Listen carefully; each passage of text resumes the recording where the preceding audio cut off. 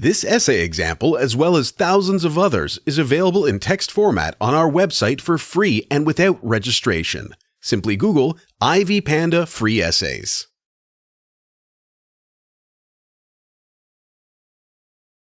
There is a significant difference in profitability between bottling and concentrate enterprises.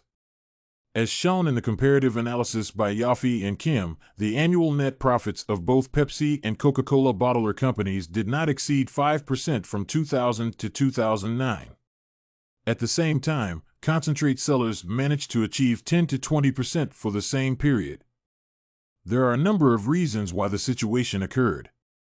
Firstly, the setup investments are relatively lower in the concentrate industry as the equipment needed is cheaper and less sophisticated, whereas automated lines and storage facilities and bottling can be pretty costly. The high cost of entry, dictated mainly by costly technologies, can also be one of the challenging factors in establishing a profitable bottling factory. Therefore, the operating costs of the concentrate production are also different as bottling facilities have larger amortization, labor, packaging, and other expenses.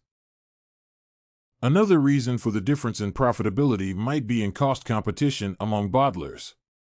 Franchise agreements allow them to change pricing policies as they see fit.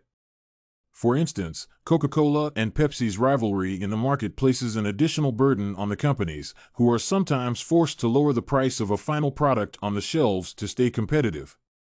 This exemplifies the high liability price competition mentioned by Porter, who stated that if the products are very similar, the price can be one of the first things that swing the customer to pledge loyalty to another brand.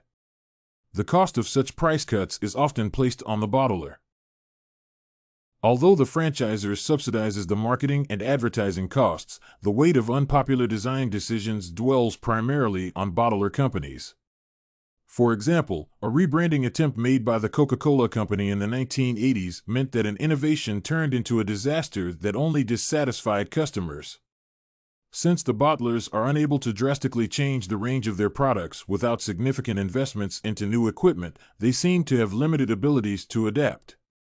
In addition, bottlers rely heavily on their suppliers. The franchise agreement often restricts them from cooperating with rivaling brands, which undermines their productive capacity, provided there is a slight difference between product lines in terms of package shape.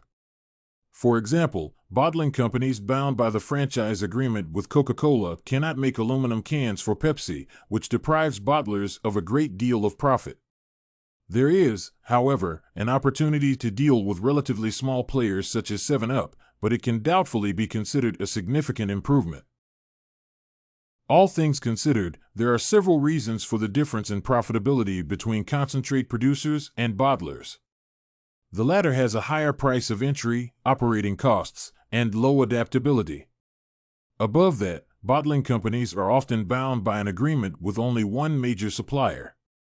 Finally, they deeply suffer the cost of bad design and marketing decisions.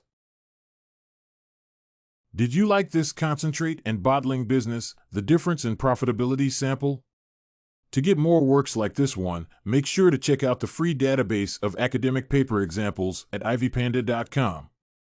You will find thousands of samples for all your study needs, without even having to register.